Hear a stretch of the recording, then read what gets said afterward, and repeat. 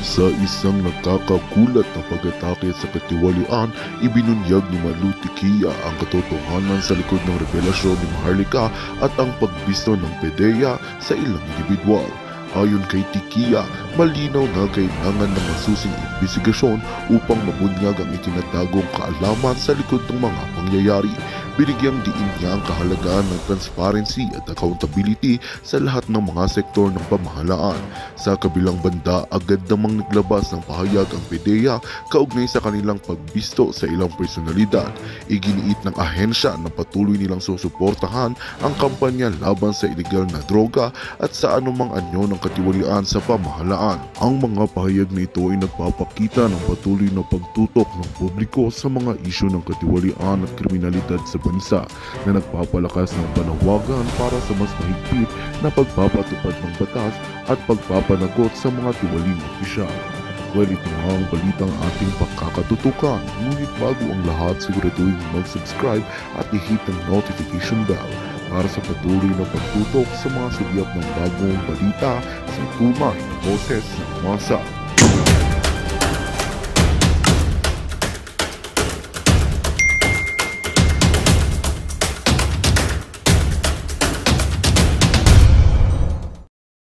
Kaso ni Maharlika, simula pa ng July, paminsan-minsan nakikinig ako sa kanya pero of late nagiging frequent. In fact, meron na akong alert pag nag-post. Bakit? Sa isang taong nagtrabaho, naging consultant sa National Security Advisor, napakahalaga na alam mo ang sourcing ng information. Yes. Since July, sinabi ko sa inyo, yaang Maharlika, nagkakamali sila, ba't nila tinawag ang Maharlika Fund as Maharlika? Sa tingin ko sa SMNI ko yung sinabi. Pag sinabi mo Maharlika Fund, ang unang papasok sa isip mo si Maharlika eh. So, anong ginawa nila? After realizing their error, tinake down nila ang Maharlika. So, nagkaroon ng Bojakera. Diba? Tapos nandun pa rin yung Maharlika. Titingnan natin doon sa mga releases ng information ni Maharlika, parati kong sinasabi matindi ang sources nito. When I say matindi ang sources na ito, ibig sabihin na sa loob ng gobyerno. Or kasama siya, my personal knowledge, yung taong yun na nagpadala ng information kay Maharlika. So, doon sa wall na yon sinabi, hindi, chismis lang yan. So, ang sagot ko sa kanya, so lahat pala ng National Security Advisor, chismoso?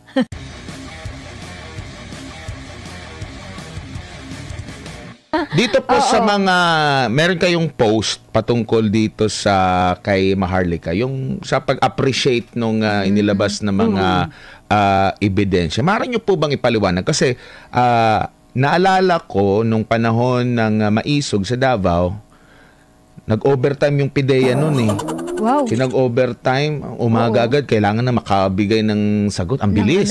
Pero nung naglabas agad yung kay Maharlika, medyo natagalan, pero naglabas din sila na ganito yung kanilang mga paliwanag na hindi totoo, pineke, and AI generated.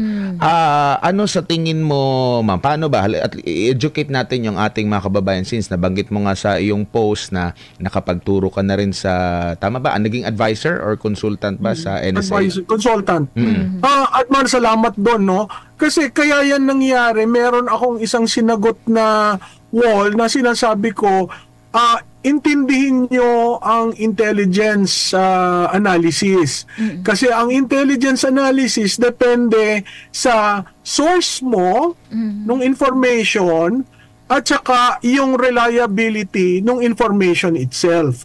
So pag sinabi mong A1, ang ibig sabihin ng A1 ay maayos yung source mo at one, verifiable, totoo yung sinasabi at meron kang reason in order for you to double check kung may corroboration. So, dyan sinasabi ko, napaka-importante ang intelligence source at ang napaka-importante ng information reliability. Ngayon, sa kaso ni Maharlika, simula pa ng July, paminsan-minsan nakikinig ako sa kanya pero of late nagiging frequent. In fact, meron na akong alert pag nag-post. Oo. Bakit? Sa isang taong nagtrabaho, naging consultant sa National Security Advisor, napakahalaga na alam mo ang sourcing ng information. Yes. Since July, sinabi ko sa inyo, yaang Maharlika, nagkakamali sila, ba't nila tinawag ang Maharlika Fund as Maharlika? Sa tingin ko sa SMNI ko yung sinabi. Pag sinabi mo Maharlika Fund, ang unang papasok sa isip mo si Maharlika eh. So, anong ginawa nila? After realizing their error, tinake down nila ang Maharlika. So, nagkaroon ng Bodjakera. Diba? Tapos, nandun pa rin yung Maharlika. Titingnan natin, dun sa mga releases ng information ni Maharlika, parati kong sinasabi, matindi ang sources nito. When I say matindi ang sources na ito, ibig sabihin nasa loob ng gobyerno. Or, kasama siya, my personal knowledge, yung taong yun na nagpadala ng information kay Maharlika. So, doon sa wall na yun, sinabi, hindi, chismis lang yan. So, ang sagot ko sa kanya, so lahat pala ng National Security Advisor, chismoso? Oo. Kasi, hindi ka nag-release ng information unless vetted. Tama. Itong kay Maharlika, specifically yun sa PDEA, pag tinignan mo yung form, ang tanong mo, PDEA form ba yun? Check. Pag tinanong mo, process ba nila yon? Kasi walang docket, kasi hihingi pa ng approval eh. Diba? So yung una niyang linabas, sinabi doon sino yung object of the inquiry. Sinabi doon yung mga nicknames. At yes, ang alias is a basis for you to... hindi mo kilala, kaya nga ka nag-alias, di ba? Alias Jando. Tsaka mo palang ma-establish pag nagkaroon ng operation. So, dalawang documents yung release ni Maharlika. Yung isa is yung object ng investigation at yung isa yung gagamiting mga sasakyan para dun sa investigation. Take note, pag dineconstruct mo yung form na linabas ni Maharlika, lumalabas doon na in-identify, it's actually a form, nakasulat doon, pre-operation report, may date, may unit of office ng PDEA, at may pirma.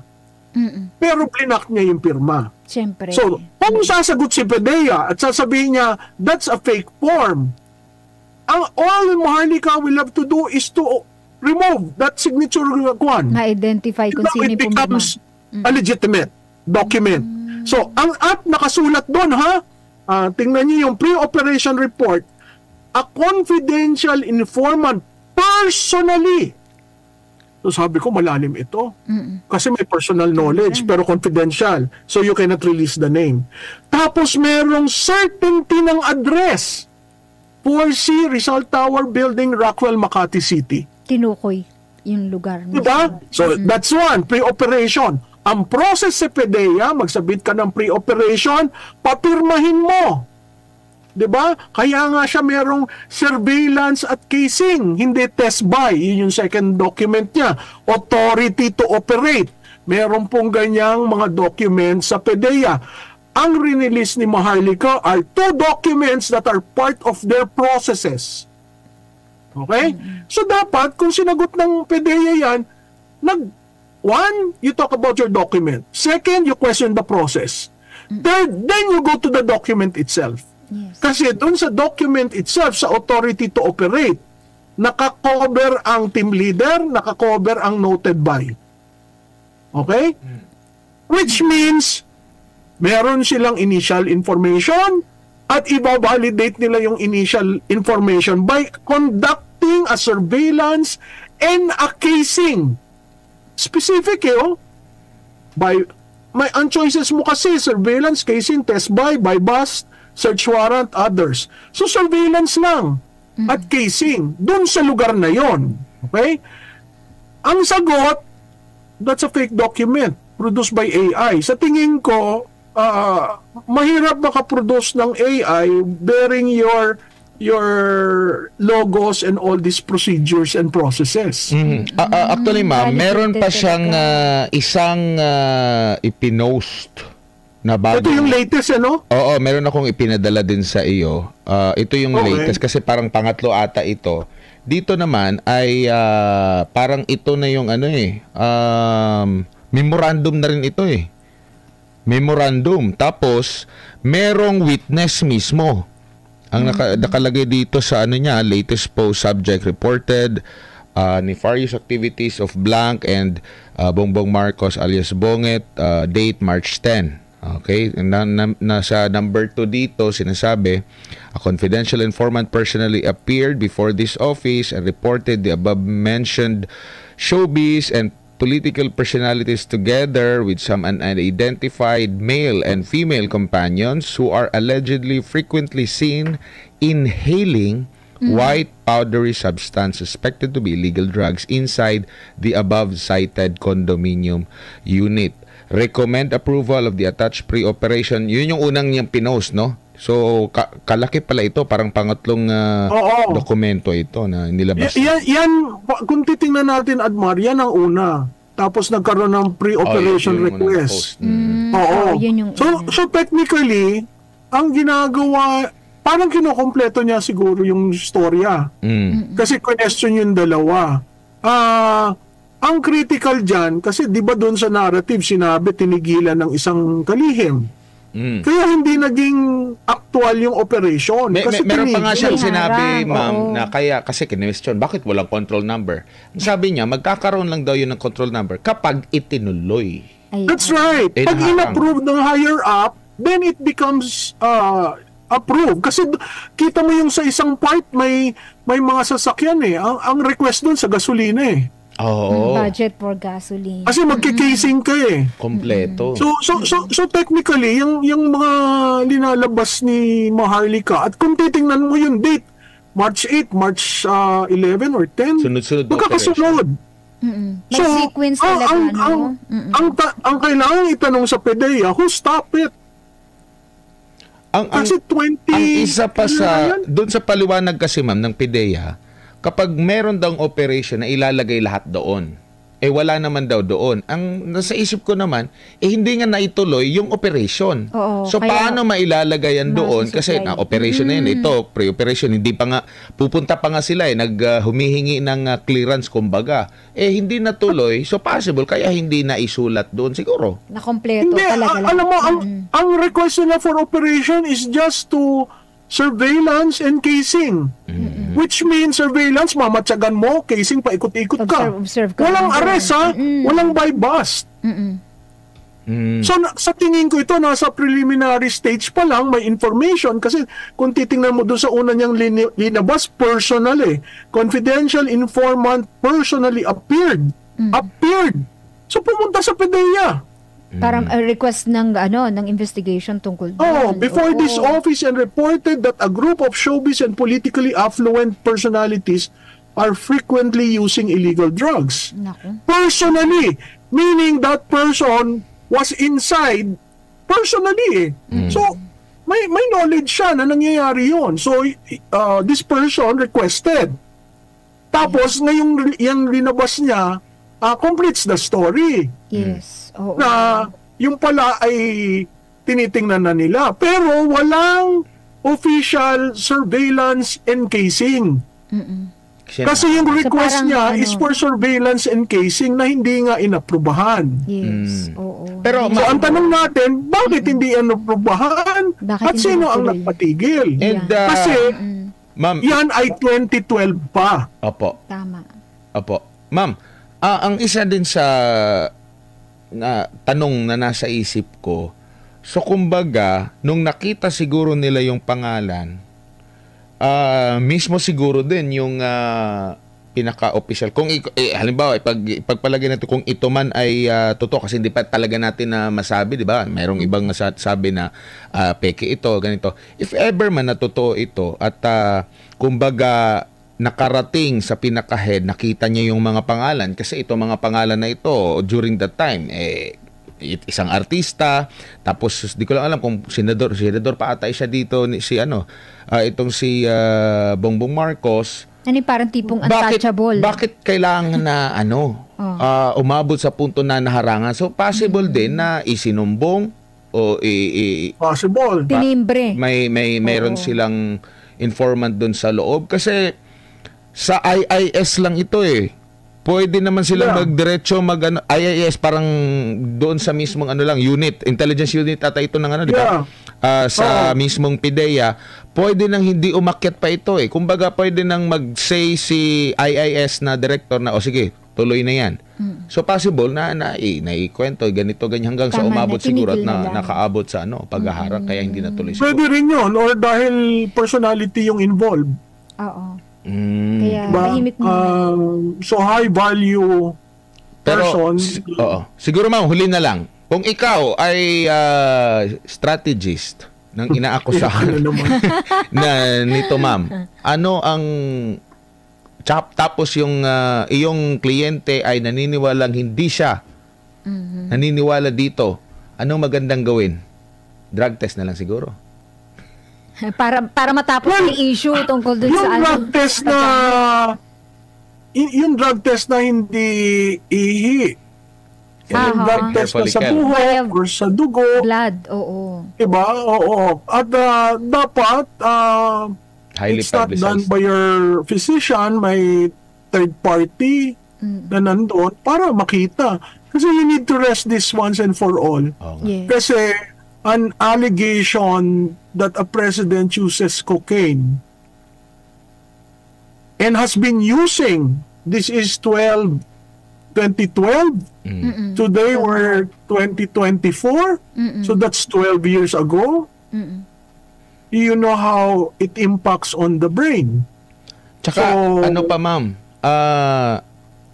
kaya nga sabi nila mapagkakatiwalaan daw si Maharlika dahil meron din siyang inilabas na CCTV mismo noong insidente na sinasabing nanakit daw yung mismong PIDEA chief. Saan siya nakakuha nun kung wala siya talagang informant doon mismo sa loob? So kumbaga hindi mo maisasantabi. Yung sources ng information ni Maharlika are really, really very good.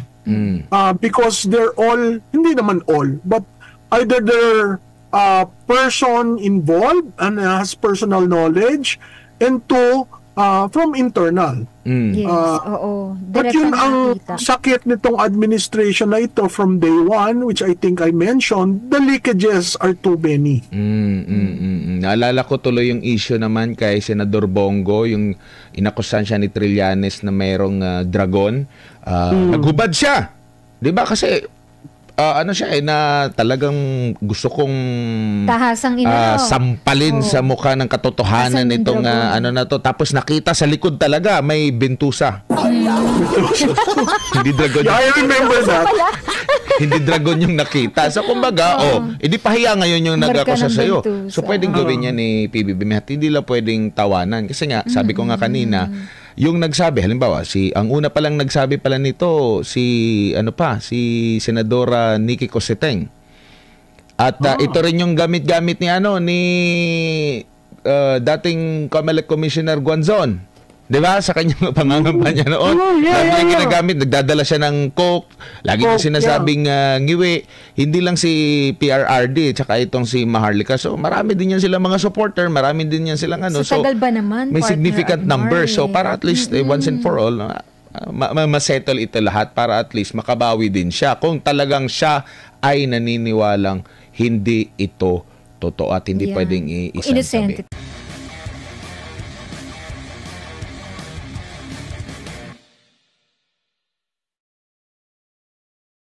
Ito ba yun? Ito ba yung bakit hindi niya marendahan ang asawa niya at yung speaker na yan? Mga kababayan, isang mapagpala at malayang araw ng pamamahayag para sa sambayan ng Pilipino at sa lahat ng nagsusubaybay sa ating pagtatanggol sa demokrasya, kapayapaan, seguridad at totoong pag-unlad ng pinakamamahal nating bansang Pilipinas. Tayong mga Pilipino ay dapat magkakaisa. Araw-araw tayong magsasama upang talakayin natin dito sa programang inyong bagong tinatangkilik ang mga mahalagang issue. Kasama po ang aking kapartner bilang crusader and advocate of peace and democracy and security sa bansang Pilipinas, ang ating pinakamamahal at kapartner ng mamamayang Pilipino sa labang ito, si Ma'am Lorraine Marie Badoy. Thank you, Eric, and good morning. Dahil ang programang ito ay siyang nagbibigay daan at boses sa ating mga kababayan sa lahat ng sektor ng ating lipunan. Samahan ninyo kami ni Eric, dito na naman sa 1.5 oras na pagdidiskusyonan natin ang mga issues na napakahalaga sa ating lipunan, sa ating Pilipinas nating mahal. Oo, muntik na naming sabihin ni Ma'am Lorraine sa laban kasama. Yun din yun. Ang Pilipinas nating mahal po, ang ating bagong tahanan, bagong tambayan ng totoong mga nagmamahal sa bansang ito. Nandito po yung ating mga link na palagi ninyong inahanap. Ang keyword po, Pilipinas nating mahal. Ang ating programa po ay masusubaybayan ninyo dito sa mga link ng Pilipinas nating mahal YouTube channel, Pilipinas nating mahal Facebook page, and ganoon din po sa Ka Eric Celis na kinikerry din natin po at sa Sambayanan na nagbo-volunteer na i-carry din sa page nila. So hanapin nyo lang po sa YouTube at ang www.smninewschannel.com. I-type nyo po dyan, i-search ang Pilipinas nating mahal. YouTube, Facebook, Rumble. Nakita ko rin kagabi, Ma'am Lorraine, nandun din po tayo. So mga kababayan, naririto po ang isang araw na naman ng paglilingkod namin sa inyo nila Ma'am Lorraine Marie Badoy. At sa unang bahagi po ng ating talakayan ay pupuntahan po natin maya-maya lang ang ilang mga mahalagang pag-uulat na ating dapat na ihayag sa ating mamamayan. Ma'am Lorraine, kukuha tayo ng maigsing balita tungkol po sa background ng ating panibagong Chief of the Philippine National Police.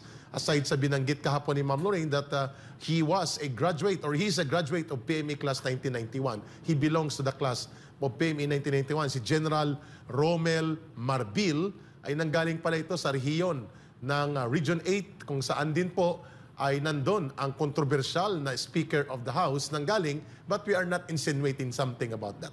It's just a statement of the facts.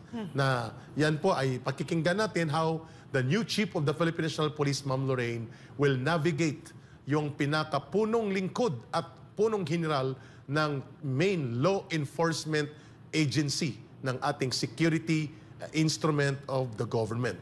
At ngayon din po, ngayong araw na ito, mga kababayan, ay hindi natin pwedeng palalagpasin. Ma'am Lorraine, ikaw na rin na nagsabi sa akin kanina bago tayo mag-onboard na napakahalaga po ang